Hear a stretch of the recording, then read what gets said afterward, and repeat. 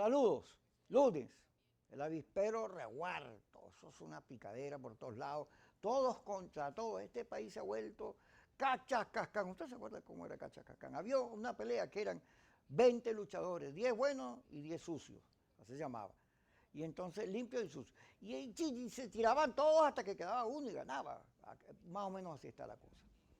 Y para debatir semejante enredo he buscado la sabiduría de Simón García, que es un hombre que ha pasado por muchas aguas, camina por las aguas, escribe, bueno, no hay chat donde Simón no tenga un escrito, está en tal cual, está en todos lados, porque Simón sabe de política, toda la vida se ha dedicado a ella.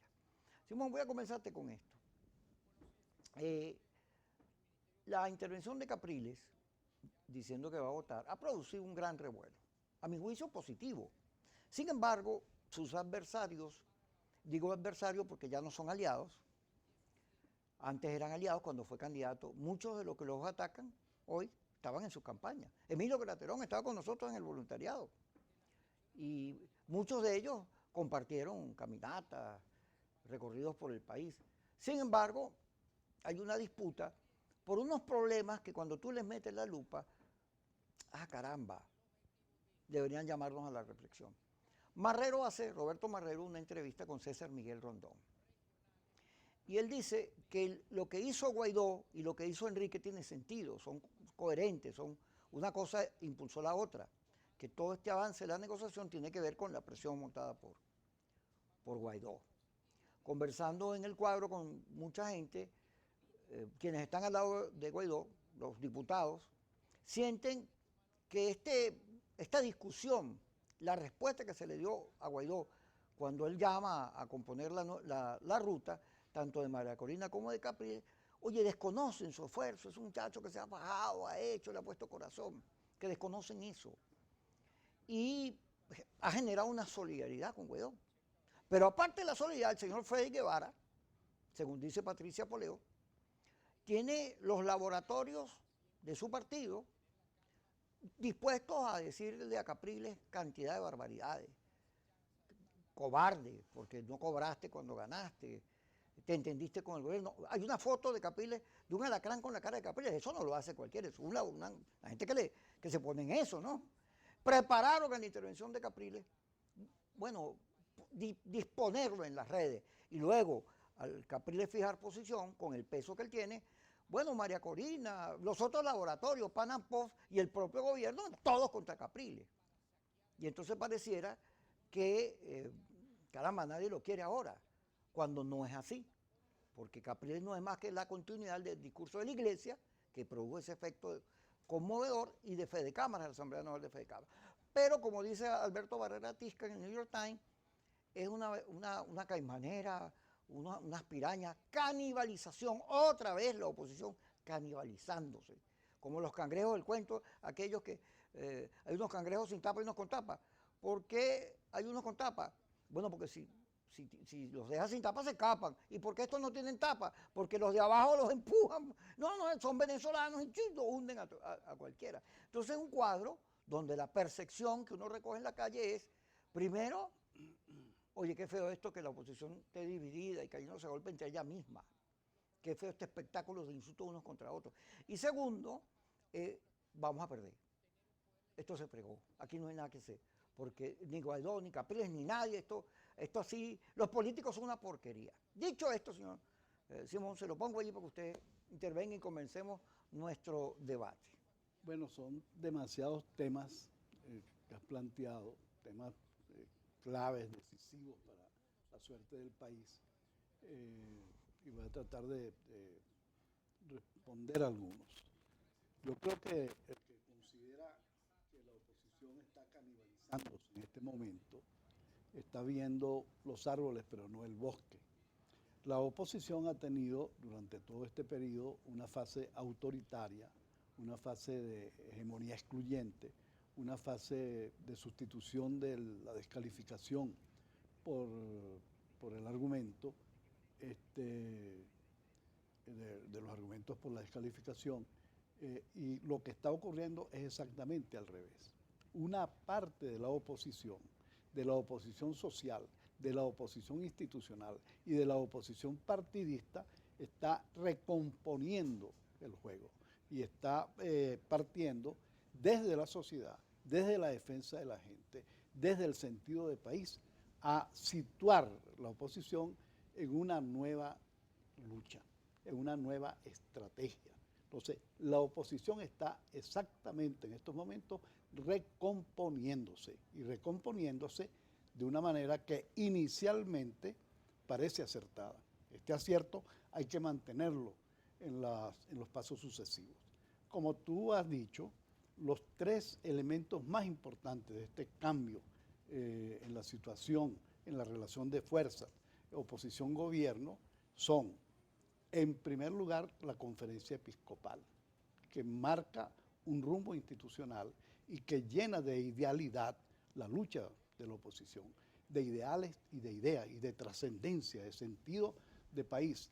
En segundo lugar, Fedecámara, que muestra un nuevo empresariado que sin cometer los errores del que optó por la línea insurreccional en el 2002, comienza a asumir un papel de intervención más activa en cuál es el destino de ellos y del país en la reconstrucción de Venezuela. Y un tercer factor ha sido la rectificación de Capriles. Capriles viene produciendo un debate dentro del G4, puesto que es uno de los líderes principales del G4. Ese debate, que lo dio internamente, llegó a un punto en el cual necesitó o sintió que tenía que sacarlo de los auditorios partidistas a la sociedad y al país. Y eso es lo que ha hecho. Pero una rectificación que no es quejosa, es una rectificación marcando un rumbo, no es una rectificación proponiendo rectificar y cambiar, sino cambiando la estrategia. Y es una rectificación, en tercer lugar, que está dando resultados. Ha dado 3 resultados iniciales de máxima importancia. En primer lugar, la excarcelación de más de 100 presos políticos. Y en segundo lugar, la invitación de observadores internacionales, internacionalmente reconocidos como imparciales, la ONU y la Unión Europea. Y en tercer lugar, ha comenzado a virar el proceso de judicialización de los partidos, o de los partidos grandes del G4, comenzando con el caso de Primero Justicia. ¿Se pueden pedir más condiciones? Seguramente sí, y hay que luchar por nuevas condiciones y por mejora de las condiciones hasta el último día de la campaña y del 6 de diciembre. Pero esta no es una lucha pensada para el evento electoral. Esta es una lucha pensada para reconstruir a Venezuela, para ir más allá de las elecciones y para conformar y reconquistar una mayoría. Esa mayoría existe en la sociedad, pero no le tiene confianza a los partidos, que están muy débiles, ni goza credibilidad los partidos, los políticos en los cuales la gente no confía. Vamos al corte, señor Simón. Ya estamos con usted y seguimos debatiendo estos asuntos que yo sé que esta entrevista va a generar una reflexión, no de guerra ni de enfrentamientos, sino de ideas, de la cabeza, el cerebro funcionando. Ah, mira lo que está diciendo Simón, qué interesante. Ya regresamos. Ojalá.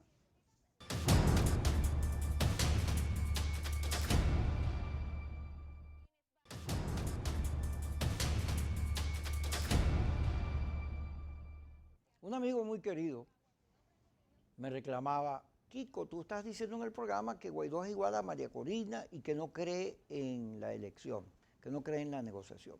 Y yo le decía, bueno, si Guaidó hubiese creído en la negociación, lo hubiera dicho en algún lado. Hubiera invitado a los factores que piden elecciones, que creen en el voto, en algún momento a conversar, a llegar a acuerdos, pero eso jamás ocurrió. Me dice, no, pero lo que pasa es que la puesta en escena, la amenaza creíble, el cese de usurpación era buscando la negociación, porque nosotros creemos en el voto, porque se trata de gente vinculada a Voluntad Popular. Yo digo, yo sé que Voluntad Popular es un partido demócrata, porque no solo me apoyaron en Baruta, lo hizo Massa, al cual siempre se lo voy a agradecer. Mauri Carrero estaba presa y era mi compañera en la campaña y repartía volantes conmigo. Y una cosa que yo siempre se lo agradeceré. Y además, yo fui candidato por voluntad popular a la Asamblea Nacional y recorrí el país y conozco el partido y sé que eso es así, pero ahí hay unos que no. Y el amigo me dice, bueno, sí, hay unos ahí, que Freddy Guevara, Gabriel, ya me empieza a nombrar, que tienen otra intencionalidad. Y yo le digo, sí, pero yo no creo que Leopoldo crea en la salida electoral. No voy a justificarlo, pero entiendo porque él era candidato a la alcaldía metropolitana, estaba ganado y lo inhabilitaron. Y después, en unas protestas, por unos discursos, lo meten preso. Y está en esa condición, está en la Embajada de España, pero fugado, pero porque estaba preso. Él me dice, no, nosotros creemos en el voto y estamos buscando condiciones. Y todo lo que se ha armado, las sanciones, bueno, es lo que le facilita a Capriles poder negociar en la manera que se está haciendo, porque el amigo reconoce que la negociación de Capriles va a sacar el enredo este que tenemos, la arena movediza donde estamos, la va a sacar de allí, porque al final la negociación va a restituir condiciones electorales impensables. No solo lo que ha ocurrido, porque cuando tú pides condiciones, y la Unión Europea lo leyó bien, fíjate, cuando soltaste 110 presos de la categoría de lo que está soltando, la Unión Europea, wow, qué bien, qué bueno, es una señal de Maduro positiva, que hay que estimular. Pero los sectores que respaldan a Guaidó, ¡no! Dígame Andrés Velázquez, yo entiendo que Andrés Velázquez perdió la elección, le han robado tantas elecciones que ya no creen eso, pero la descalificación del discurso de Andrés Velázquez es una cosa insólita y horrible. Como todo el mundo es traidor, todo el mundo es vendido. Ahí hay como mucha emocionalidad que pareciera, no se entiende, pero es importante el juego. Pareciera que es importante decirle a Guaidó, lo has hecho bien, es una carrera de testigos, ahora le tocan a otros, en vez de estarse cayendo a plomo. Pareciera que estos 90 diputados que están pegados a Guaidó, que lo cercan para protegerlo, porque ellos han compartido esa pelota y que hay que decirlo ventico, hay que seguir. Vamos a ver cómo hacemos para que los que así lo deseen participen en la jornada electoral. Se trata también de salirnos de una dinámica de agresión. Esta dinámica de agresión ocurrió después del 2017, cuando mataron a ese poco muchachito y nadie explicó nada. Saltamos de la elección, de las calles a la elección sin explicar nada. El señor Freddy Guevara, hay que acordarlo, le dice a Capriles, tú, cobarde. Ah, señor Freddy Guevara, déjame mirar la cámara aquí. Pero usted dirigía esas protestas que tuvieron 4 meses sin pasar en el caso de Caracas de Banesco. Y usted no rectificó, a pesar de la cantidad de muchachitos muertos. Usted no dijo nada, yo no estoy culpando porque eso sería injusto, pero no rectificó. Y el liderazgo tiene que tener una responsabilidad con la gente. Yo aplaudo a Capriles porque el día en que se complicó la cosa y se dijo que iba a haber muertos, si se ocurrió la manifestación, él dijo, yo no voy a hacer eso, yo no voy a sacar a la gente a que les pase nada. De manera que si sacamos la discusión de toda esta emocionalidad, que por cierto es la misma del país, y que tiene mucho que ver con no haber conseguido los objetivos, si centramos la política, puede que se entienda, y en vez de pelear a la oposición consigo misma, entienda también al gobierno, porque el gobierno lo que está haciendo, la inteligencia que está poniendo en esta negociación, hay que verla en su justeza, porque también está contribuyendo a salir de la crisis, porque le interesa quitarse las sanciones, porque le interesa la economía, porque Maduro sabe que si no hace así no va a tener posibilidades de hacer un buen gobierno, y eso puede ser determinante para que las fuerzas que lo acompañan mueran, o sea, nadie las quiera. Entonces hay que ver la política en sus justos términos. ¿Cómo logramos eso? Bueno, yo creo que se está logrando. Precisamente, Capriles no es solamente Capriles. Capriles es la personalización de un deseo que es mayoritario en la sociedad, de cambio pacífico y de entendimiento y de cambio en manos de los venezolanos y no en manos de los factores extranjeros que son decisivos para la reconstrucción del país, que son muy importantes para obligar a un entendimiento nacional, pero que no pueden ser los factores que decidan cuál es el rumbo de la política venezolana. La política venezolana debemos decidirlo los venezolanos y no en Bogotá o en Miami, o en Washington, o en Moscú, o en Cuba. Debemos recuperar este sentido de que la política es un hecho dominantemente nacional. Ahora, eso está ocurriendo lentamente. Hay una parte de la vieja manera de hacer política que se está hundiendo. aquella que considera que la solución del conflicto venezolano es por la vía de las balas o por la vía de la invasión extranjera o por la vía de fraccionar a la Fuerza Armada venezolana. Eso está quedando en el pasado. Eso no tiene ninguna gasolina con la cual sostenerse. Y hay una nueva política de entendimiento, en primer lugar, en la oposición y en segundo lugar, de unificación del país. Porque ¿cómo podemos nosotros hacer creíble la idea de que queremos una unificación de todos los venezolanos si no somos capaces de unirnos en la oposición? Entonces, el primer asunto, no destruirse, no descalificar, no bastardear figuras importantes. Guaidó fue una figura sumamente importante, le dio una cachetada al régimen, planteó un desafío y el país lo acompañó. Más de la mitad del país acompañó a Guaidó durante el año 19, pero la falta de logros obviamente comenzó a quitarle piso y hoy día está en una situación que obliga a Guaidó y obliga a los factores del G4 a reflexionar y a buscar una manera distinta de abordar la comprensión del país y la vinculación con el país, porque es una oposición muy separada de la gente, de las necesidades de la gente, del sentir de la gente.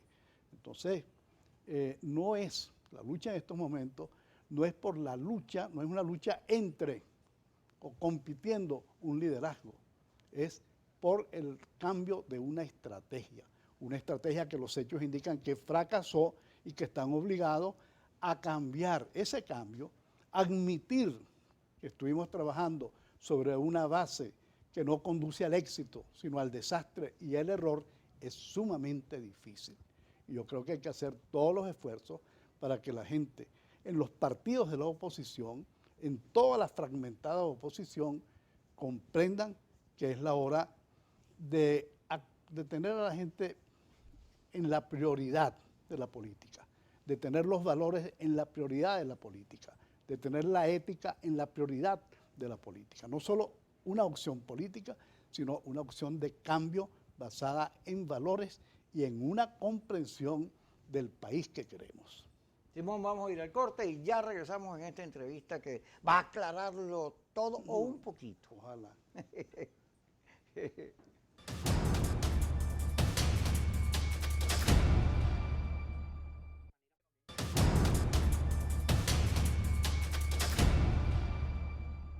Seguimos con Simón García. Simón, fíjate, replanteándote un asunto.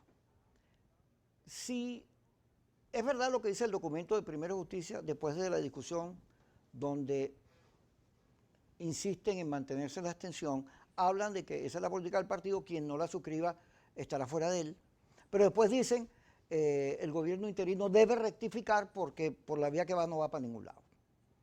Pero resulta que Enrique Capriles, que es de Primera Justicia, candidato presidencial 2 veces por ese partido, gobernador alcalde, está negociando condiciones. Liberó una cantidad de presos en la negociación y además puso a la tarjeta de Primera Justicia en el congelador para que así se revierta el proceso de intervención en los partidos, pero no solo eso, la Unión Europea, la ONU, tú mismo lo señalas, y vienen otra cantidad de puntos importantes para devolverle a la elección su transparencia. Precisamente lo que estaba pidiendo un sector importante del G4. Pero si es así, si Enrique Capriles está logrando con voluntad política estos avances, bueno, lo justo sería reconocer eso, ¿no?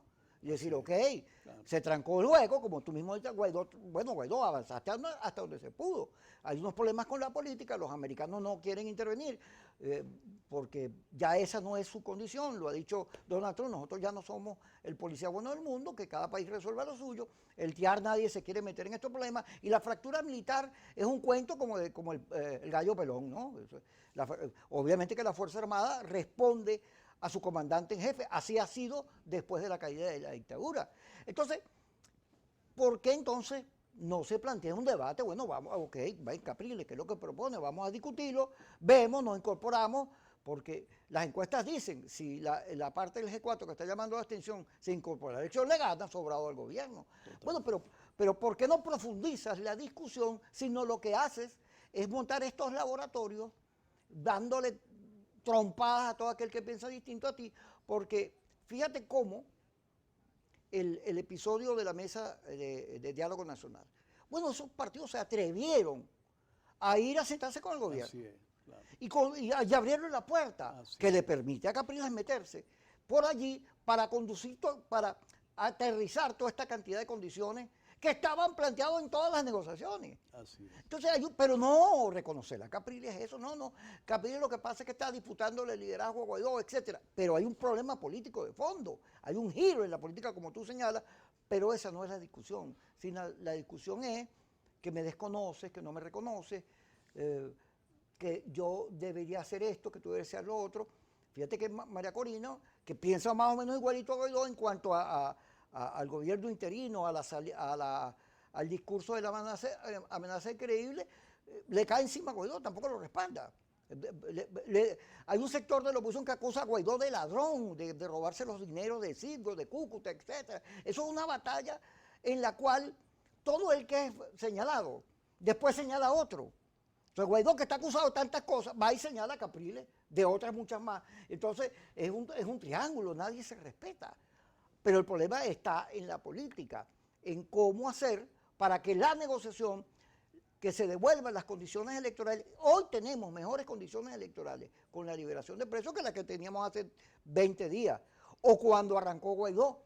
Entonces, ¿por qué en vez de evaluarse la política, se insiste en estas guerras intestinas?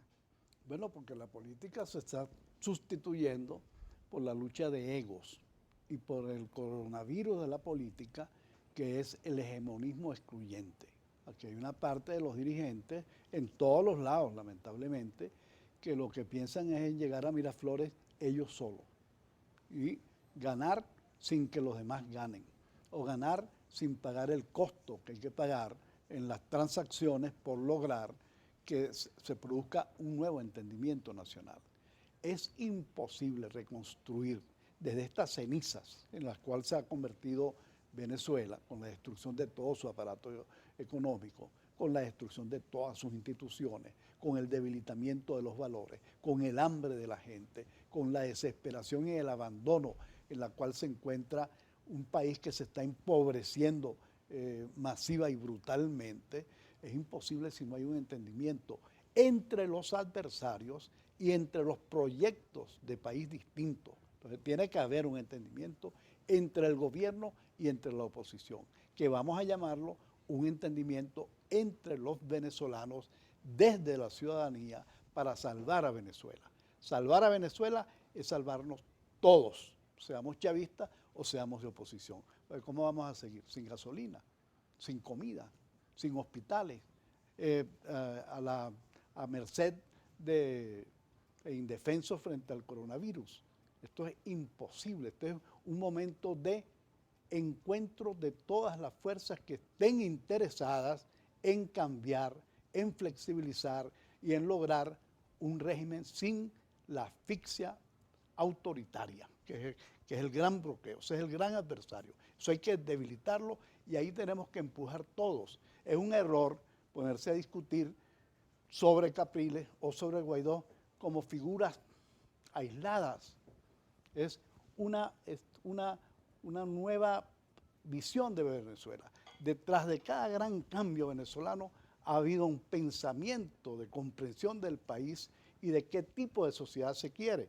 Así fue en el 36 y las mejores mentes del país pudieron diseñar un programa que después fue llevado a cabo por los políticos. En este momento, este es el desafío que tenemos. Volver a la política y volver al siglo XXI. Y las dos cosas en este momento están siendo emblematizadas por Capriles. Y por eso yo estoy apoyando a Capriles. No porque yo soy caprilista, sino porque tengo puntos de coincidencia. Pero la Iglesia abrió juego cuando dijo hay que salir a votar porque la abstención no basta. Y entonces la Iglesia es comunista, la Iglesia se vendió. Entonces Capriles dice, vamos a la negociación, produce resultados. Capriles es un alacrán, Capriles se vendió, Capriles es comunista. Entonces, hay una permanente descalificación de los argumentos. Eso es cierto y eso tiene lamentablemente una base en uno de los mayores triunfos del chavismo, que ha sido la de invadir y sustituir la cultura democrática por una cultura autoritaria. La democracia venezolana es la más débil de América Latina y está a punto de sucumbir porque los demócratas no están haciendo lo que debe hacer. No hay democracia sin demócratas y el primer deber de un demócrata es votar. La condición mínima de todas las condiciones mínimas es estar en todas las canchas y en particular en la cancha del juego electoral. No podemos renunciar, no podemos salirnos de la cancha. Que la cancha tiene los linderos mal trazados, está bien. Que la cancha de los 5 árbitros, 3 están vendidos con el otro lado, está muy mal. Que la cancha donde el juego democrático debe meter goles está llena de charcos, está muy mal. Pero hay que jugar y hay que salir a jugar con la única voluntad con la que se asumen estos desafíos, con la voluntad de ganar. Porque todo el estadio está con los demócratas, porque todo el país mayoritariamente está con el cambio. Entonces, el obstáculo entre convertir esa mayoría social y esa disposición de cambio, esa querencia de cambio tan profunda de los venezolanos y la realidad son los políticos y son los partidos que no están reflejando adecuadamente ese sentimiento nacional. Este es el punto. El que está más cerca de traducirlo es Capriles. Hay que apoyar a Capriles, porque detrás de Capriles vienen todos los otros partidos del R4. Y detrás de ese gran esfuerzo vienen también las fuerzas que, como tú dices, iniciaron un camino de entendimiento, a lo mejor mal formulado, no cuido las formas, que aparece hoy día como subordinado al plan del gobierno, pero que estuvieron en el camino Vamos a meternos en eso, fíjate, vamos a ir al corte, pero fíjate, yo sostengo que el que dice, tú eres un alacrán, él es el alacrán porque lo que tiene envenenado es el cerebro. Le compró la confrontación, la lucha de clases, el odio de clases, todo ese discurso del gobierno, lo compró, lo asumió como suyo, se llenó de odio. ¿Cómo no? El país está mal, se nos fue la familia, hay muchas razones para estar molestos, pero la política no es un problema de, ay, lo que yo crea, o me siento mal, o me duele aquí, me duele allá. La política es un problema de pensarla, de estrategia. Y el gobierno está jugando una estrategia que pareciera que hay sectores de la oposición no ven. El gobierno está abriendo juego. Está claro que está abriendo juego. Entonces te vas a cerrar. Es como esos tipos que agarran y declaran, no, los presos, eso no es constitucional, que se vuelvan para la cárcel, o yo no me salgo a la embajada. Es una cosa insólita. Cuando regresemos seguimos con Simón García en este debate.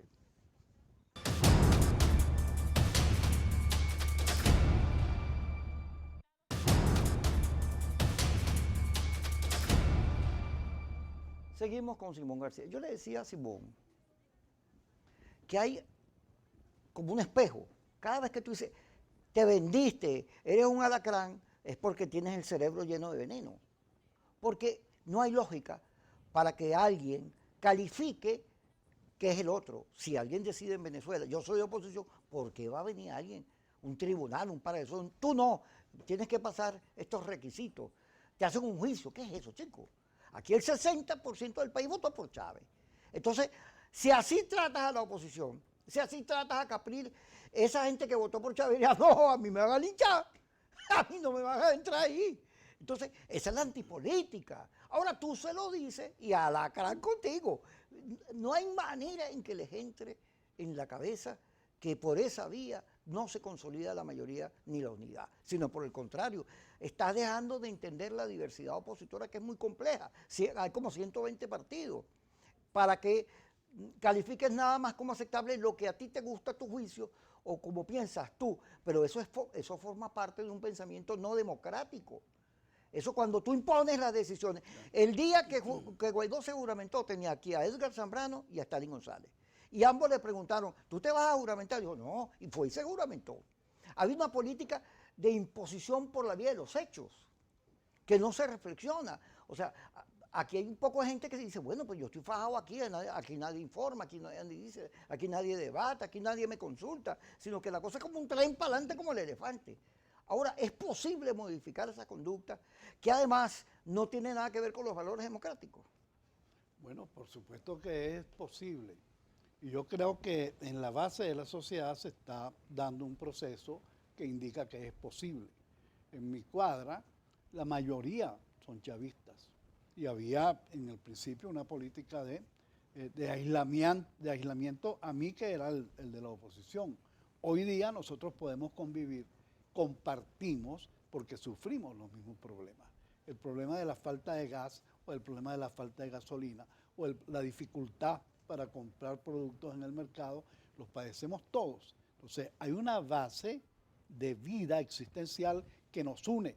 Todos estamos sobreviviendo y descubrimos, porque en unas situaciones de sobrevivencia hay dos actitudes. O nos canibalizamos hasta el punto, como ocurrió con la tragedia del avión que cayó en los Andes, que nos comemos entre nosotros mismos, nos canibalizamos, o nos volvemos inteligentes, solidariamente inteligentes, para superar y salir juntos. Estas dos actitudes están en este momento en conflicto y recomponiéndose. Pero yo observo que la mayoría comienza a inclinarse a favor del entendimiento y de la salida de la crisis con el aporte de todos los que quieran aportar. No importa de dónde viene la gente, lo que importa es qué tipo de sociedad quiere, qué Venezuela quiere para mañana, porque la Venezuela que hemos tenido está desapareciendo, está desintegrándose. Entonces, más importante que mi partido es mi país, más importante que mi líder es el poder tener una institucionalidad y un liderazgo nacional bien consolidado en torno a valores y en torno a colocar a Venezuela en el siglo XXI, porque Venezuela perdió todos los vagones prácticamente para estar en un momento tan crucial en el cual se está produciendo una transición, no de un régimen autoritario sino a una nueva civilización. Ahí tenemos que engancharnos. Y luego, frente a las tendencias autoritarias que están creciendo, que se están consolidando en ciertos países a través de nacionalismos fanáticos, hay que volver a los valores democráticos y a defenderlos, que no tiene. La democracia es muy vulnerable, tiene mecanismos de defensa muy frágiles. Entonces, tenemos que unirnos todos los demócratas. Usted es demócrata acentuado en la justicia social, venga para acá, aquí tiene un lugar. Simón, fíjate, ayer hay un comunicado de Enrique Capriles.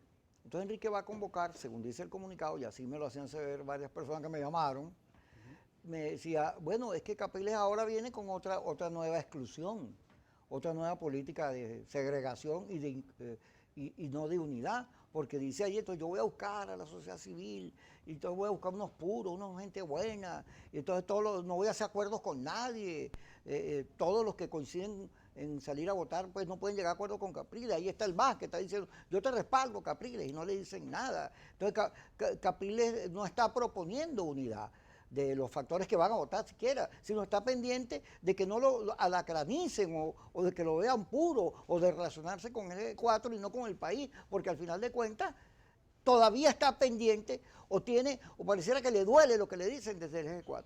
Bueno, Capriles es un hombre de rectificaciones y yo aspiro que el conjunto de personalidades, individualidades que lo acompañan en iniciar un nuevo ciclo para la política venezolana,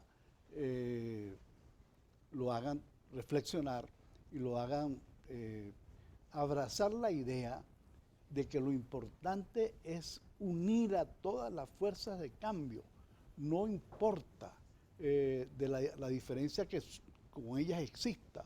Cuando un partido como el MAS, que ha sido satanizado y criminalizado y excluido,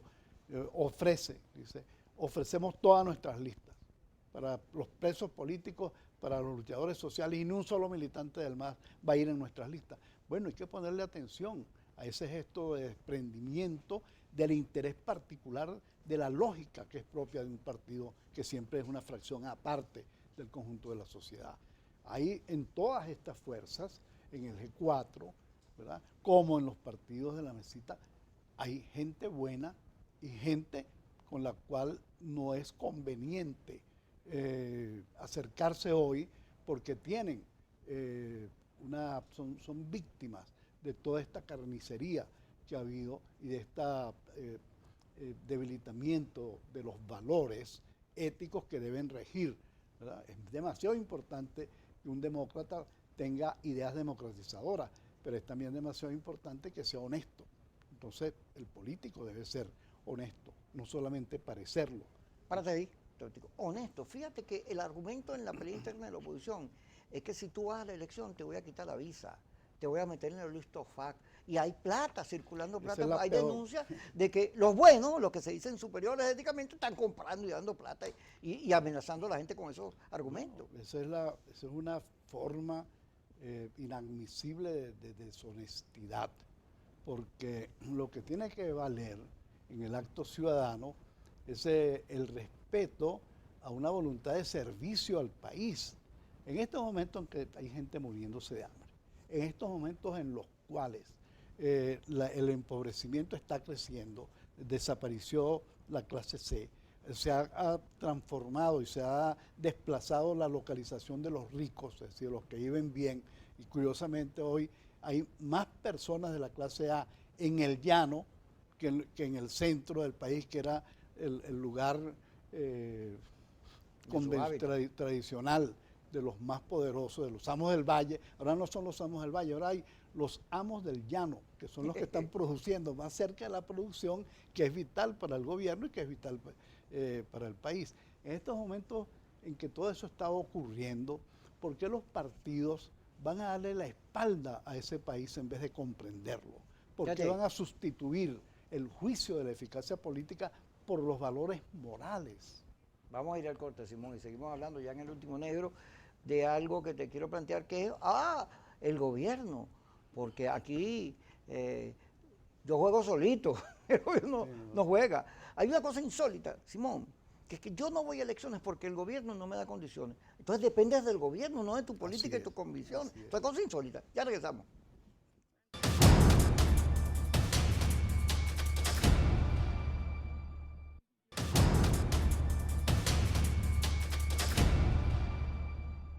Fíjate, Simón, que en estas conversaciones que hay, ha salido a flote el tema de la libertad de expresión. Una de las cosas que se ha pedido es el regreso de la Aymira Globovisión y la apertura de programas y mayor libertad de expresión. Lo interesante es que el gobierno tiene una postura, bueno, por la situación en la que está, las sanciones, los países que aversan sus posiciones, todos estos problemas del petróleo, de los ingresos, de la economía, que una situación muy compleja, y está jugando. Bueno, suelta preso. La lista que metió la Mesa de Unidad Nacional, la Mesa de Diálogo Nacional, las sugerencias de Capriles, bueno, nunca se pensó que iban a soltar 110, soltaron más allá de la expectativa. Y luego, cuando a mí me dijeron, no, es que el gobierno va a echar para atrás la tarjeta de Primero Justicia, yo decía, ay, eso suena difícil, y lo hizo. Y entonces ahora, esto que tú has señalado, gestiones con la ONU, gestiones con la Unión Europea para que entren en el juego, a pesar de que tienen unos procedimientos que pareciera que no están encaminados, pero hay unas gestiones y se habla de condiciones electorales mejores de las que hemos tenido en cualquier momento, y todo eso está ocurriendo. ¿Y por qué el gobierno está actuando así? Bueno, obviamente que el gobierno tiene una finalidad, como todo régimen autoritario, que es perpetuarse en el poder. Y para perpetuarse en el poder, si ve en riesgo esa posibilidad, va a hacer todas las concesiones que sean necesarias. El gobierno tiene un dilema. El ingreso, ¿cuánto va a entrarle al gobierno en este año 2020? 2.000 millones de dólares. Es decir, ¿qué hace con eso? Necesita inversiones antes que no tenga ninguna fábrica que produzca. Aquí está vendiendo el gobierno la ilusión de que va a ser un régimen chino, que en definitiva es la muerte lenta del mercado y de la economía. Por eso ha aparecido un nuevo empresariado que con músculo propio y con mucha innovación y con mucho sentido de emprendimiento está construyendo islotes de productividad, con muy buenos, muy buenos resultados y con un cierto compromiso social, no solamente vivir de la renta, sino tener capacidad de distribuirla para que los que menos tienen comiencen a tener y comiencen a defender la democracia y la libertad. Ahora, el gobierno, por las razones que sea, tiene su objetivo. Uno de los objetivos es dividir a la oposición. Uno de los objetivos es poner a la oposición a mordisquearse entre ella misma. Uno de los objetivos es que la oposición no vaya a las elecciones, porque las elecciones es un territorio donde el gobierno es sumamente débil. Yo no voy a seguir el plan de Maduro. Yo voy a votar, yo voy a participar. Y yo no voy a seguir el plan de Maduro en el sentido de que yo me voy a poner a pelear con la gente de Voluntad Popular o con la gente de Avanzada Progresista. Yo voy a unir a estas fuerzas, intentar unirlas, darles una perspectiva común, porque es importante unificar a los venezolanos. Hay que unir las disidencias chavistas, hay que unir a los que están defendiendo ese proyecto porque tuvieron una intención de justicia original que se ha perdido para ejercer el poder por el poder mismo. Todas esas fuerzas son necesarias para renacer y para reconstruir a la Venezuela. No perdamos tiempo en reyertas distractoras del objetivo principal, que es salvar a Venezuela. Y vamos a ganar, podemos ganar.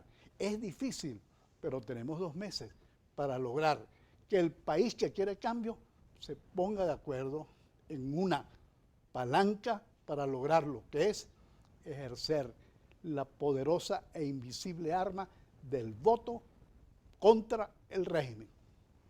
Fíjate, Simón, yo que creo en la paz, que siempre he tenido un discurso democrático, cada vez que te atacan, porque a mí me han hecho, desde montado videos falsos, y dicho, yo no puedo poner 3 cosas porque te caen encima.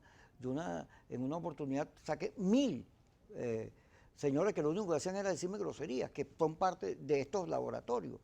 Pero uno tiene corazón. Sin embargo, si uno se pone a pensar bien las cosas, uno se da cuenta que esto es una arena movediza, esto es un charco, es una cosa que te hunde.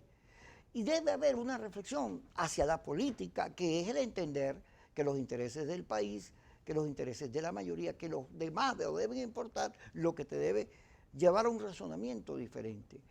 Esa convocatoria ha empezado a surgir de varios lugares, personalidades, liderazgos, sectores que dicen, un tico, paren la pelea, en la agresión. Se podrá centrar el país, porque no solo es un discurso a los factores de oposición más radicalizados, también al gobierno. Decimos, un tico, vamos a sacar el país adelante, chicos. Vamos a preocuparnos por lo que más tienen. Y vamos a, si bien es cierto, la confrontación es el alma del discurso del chavismo, guárdatela ahí un ratico para ver si es posible sacar al país de la encrucijada donde está. Mira, hay dos elementos que tienen que ser tomados en cuenta a la hora de pensar en situar al país en otro horizonte. En primer lugar, eso no se puede producir si no es actuando dentro del país y actuando dentro del sistema y actuando según las reglas del sistema, aunque se luche hasta el final por alterarlas, por modificarlas y por mejorarlas. Cuando Wałęsa comenzó la huelga en Gdańsk y hizo la primera reunión para llegar a un acuerdo con el gobierno y se suscribió un documento de las 21 condiciones, la primera condición que fundó Wałęsa fue: yo no voy a luchar contra el sistema, me comprometo a no luchar contra el sistema comunista. Pues bien, firmó, pero logró una sola que decía: usted tiene derecho a organizarse libremente como sindicato. Y la manera de luchar contra el sistema comunista era esa. Bueno, Bielorrusia, tú viste todo el lío que hay. Entonces, hay sectores de la oposición, no voy porque me van a robar. Pero fíjate que el robo produjo toda esa convulsión, esa protesta. Bolivia. Exactamente. Entonces, esto es un primer punto. La primera condición de todas las condiciones mínimas es participar en el proceso electoral y ganar en esa pancha. La segunda condición es... Te dice así porque nos tenemos que ir. Tener una fuerza que sea partidaria de las reformas del régimen dentro del régimen, porque eso es lo que ocurrió en todos los lugares donde la transición tuvo éxito. Tienes que producir una fractura o por lo menos convencer a un sector del adversario para que entienda que las cosas deben mejorar. Como Sudáfrica, Sí. que de Klerk fue el vicepresidente. Bueno, a mí no me gusta la palabra fractura, tengo que producir una coincidencia. Sí, estoy de acuerdo contigo. Que es muy Gracias, importante. Simón. Gracias a todos ustedes. A las 5 y a las 10, Muchísimas su gracias. programa Kikosi.